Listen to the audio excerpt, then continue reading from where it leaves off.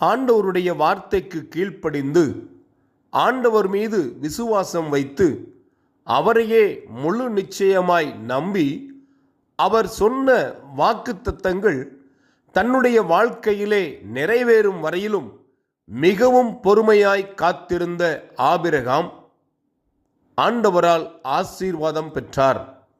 நீ ஆசீர்வாதமாய் இருப்பாய் என்று ஆண்டவர் சொன்ன வார்த்தையின்படியே ஆபிரகாம் ஆசீர்வதிக்கப்பட்டவராய் வாழ்ந்தார். ஆண்டவருடைய வார்த்தைக்கு கீழ்ப்படிந்து அவர் மேல் விசுவாசம் வைத்து அவரையே நம்பி வாழ்வீர்களானால் ஆண்டவர் உங்களையும் ஆசீர்வதிப்பார்.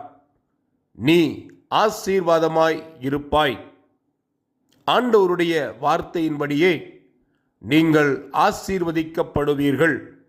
ஆமேன்.